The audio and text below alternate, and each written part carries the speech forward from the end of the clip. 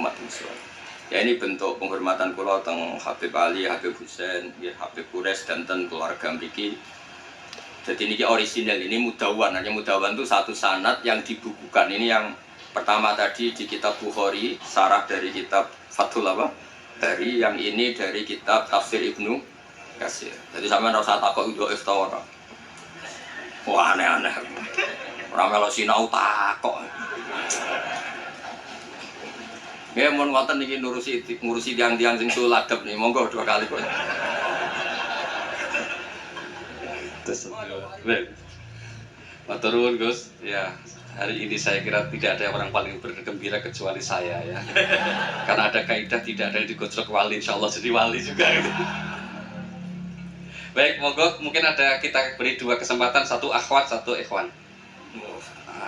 Yang monggo dikasihkan. Ya, yang ini aja yang dekat, biar nggak terlalu jauh. Yang akhwat kalau ada langsung nanti, ya, yang di sebelah kanan ada satu. Kasih mic-nya.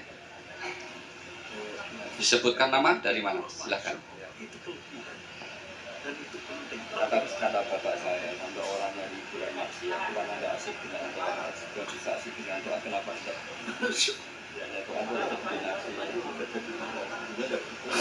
Ya. Bismillahirrahmanirrahim. Assalamualaikum warahmatullahi taala wabarakatuh. Waalaikumsalam warahmatullahi wabarakatuh. Terima kasih kepada pimpinan yang telah memberikan kesempatan kepada saya bertanya kepada jenengan Gus. Perkenalkan, nama saya Khalid Farah. Gak maksudnya yakin gak bisa jawab. Apa mumpung ada saya? Grogi dia, grogi. Ayo saya.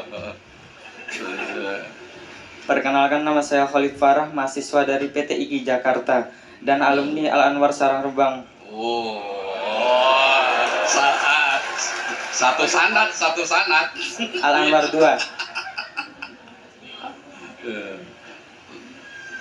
Karena jenengan terkenal dengan logika yang luar biasa, jadi poin saya, apa bantahan Anda, semoga Allah menjaga jenengan, amin, terhadap orang yang berdalil dengan ayat ini, fanafahna fihi mir ruhina, maka kami tiupkan ke dalam rahimnya sebagian dari roh kami, bahwa Isa itu adalah anak Allah, maha tinggi Allah terhadap apa yang dikatakan orang-orang zalim. Kami berharap jenengan berkenan memberikan penjelasan tentang hal tersebut. Terima kasih, syukron. Gak pakai alternatif dulu. Ya, yang kedua dari akhwat silahkan. Ya, monggo dikasihkan mic-nya biar sekaligus.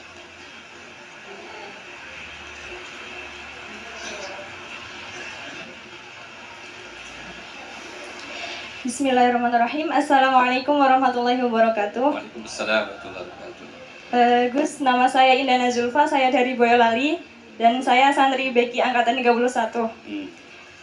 Pertanyaan saya, bagaimana pendapat Gus Baha tentang wanita karir ataupun wanita yang aktif dalam bidang sosial? Terlebih wanita ini adalah seorang penghafal Al-Quran. Maksud saya, yang wanita karir ini bukan hanya dalam mengajar, tidak hanya bekerja dengan mengajar, tapi dia juga terjun dalam bidang bisnis dan juga suka melakukan inovasi-inovasi baru seperti mendirikan lembaga sosial dengan tujuan untuk menolong orang lain. Dan dalam Islam sendiri, bagaimana aturannya atau batasan-batasannya? Terima kasih. Kasih, monggo langsung.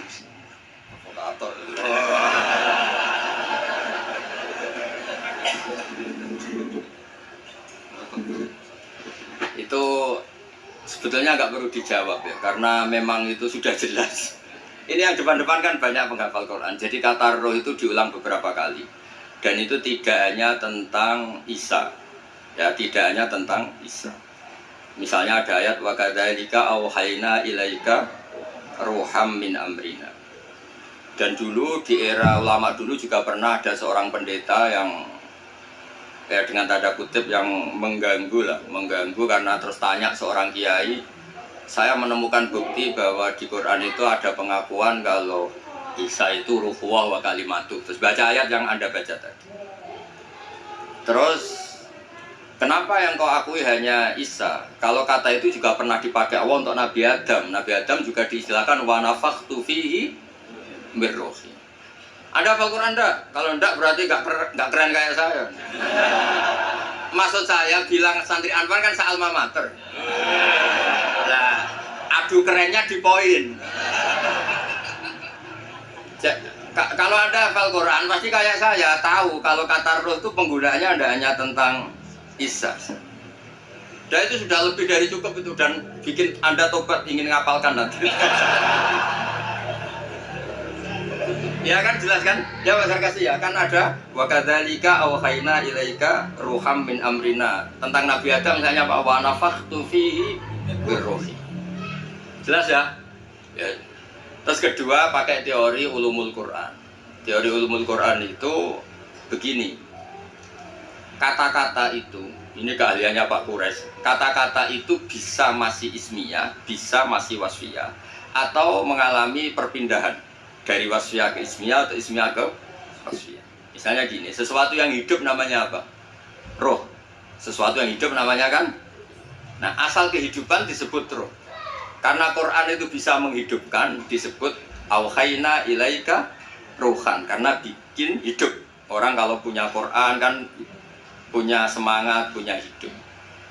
Bandingannya adalah orang yang nggak bisa berpikir disebut orang yang mati, karena nggak punya daya berpikir atau tidak bisa mikir. Jika orang yang pinter, istilahnya Quran liyahlika man halaka am bayyinati wa yahya man hayya am bayyinah. Jadi kalau orang nggak pinter itu disebut mati karena wujuduhu ka'adami. Dan itu Anda harus ngaji seperti itu. Nah, sehingga istilah-istilah itu ya normal saja karena Adam dikasih kehidupan, Nabi Isa dikasih kehidupan, dan Quran bisa menghidupkan kita dengan pencerahannya. Semuanya itu disebut roh. Jadi istilah roh itu udah harus yang Anda bayangkan terus begini, terus kayak apa itu ya biasa aja karena tadi ada lafadz yang nggak lepas dari makna wasfiyahnya. Nah di Quran itu sering ada kata gitu. Misalnya begini, ini contoh, ini sebagai penghormatan ini sama yang bajak ya. Saya beri contoh, Quran itu dikatakan apa? Quran karena makruh dibaca kan. Tapi ada istilah lagi hamim wal kitabil mubin karena maktub. Quran kan ditulis. Maka diistilahkan apa? Kita. Tapi Quran juga punya fungsi memisahkan hak dan batil, disebut furqan. Wa ma anzalna ala abdina yaumal furqan yaumal taqal. Nah, karena furqan itu makna wasfiyahnya itu memisahkan antara hak dan batil, maka Taurat pun pernah disebut sebagai furqan. Walaqad ataina Musa wa Harunal furqan. Itu bukan furqan yang kayak Quran kita, tapi ya Taurat. Karena dengan makna wasfiyah itu sama. Taurat yang bisa misalkan hak dan batil, Quran juga misalkan hak dan berarti yang seperti ini itu pakai makna apa? Wasfiyah. Makna asal usul. Malah kepinteran gue nerang lagi malah kelihatan. Dan yang dari bukti, jangan aja ya, gimana? Provokator tenan deh. Kenapa Quran yang bisnis? Mana kali? Hukum-hukum sosial seperti itu tidak usah dijawab secara umum. Nanti kalau tak jawab boleh, kebetulan terjadi kecelakaan saya yang disalahkan. Misalnya terus nggak seneng suami, seneng orang lain kan ya repot. Tapi kalau diharamkan juga tidak banyak yang benar-benar akibatnya itu positif karena orangnya juga positif. Nah di adat fikih Bali, di adat fikih itu hukum fikih yang produk-produknya itu bersifat sosial. Biasanya ulama itu pasti khilaf karena nggak ada kepastian semua. Kayak begini, anak hafid merantau ke Jakarta boleh enggak? Dibilang nggak boleh yang manfaatnya banyak, dibilang boleh yang tersesat ya. Kan nggak jelas hukum itu udah harus hafid gini ya sama ini. Dulu ini di kampung khusus di Jakarta berulah semua ini. Kayak gitu itu kan nggak jelas karena masalah sosial. Ada ini yang kisah nyata. Istri saya haji itu tidak sama saya, ibu saya haji ya tidak sama bapak. Tak tanya, kata orang-orang tanya, Gus umumnya istri haji sama suami. Terus ada yang cerita, bener Gus, bener jenengan anak haji tidak usah sama suami istri. Kenapa? Mekah itu gak tempat bertarung, biasanya suami istri itu bertarung. Mekah itu gak tempat konflik. Biasanya kalau suami istri itu kan tukang konflik. Saya punya teman berkeluarga keraton itu haji sama istrinya, Prof. Kebetulan ada istri baik, bikinkan teh, pagi-pagi bikinkan teh suaminya. Istri itu loh baik, suaminya dibikinkan teh. Jawabnya istri yang satu, gimana? Mau tukeran? Padahal muji aja jadi perkara itu. Nah kalau ini yang cerita guyonan, tapi fakta. Habis tawaf, suaminya nangis. Kenapa Pak nangis?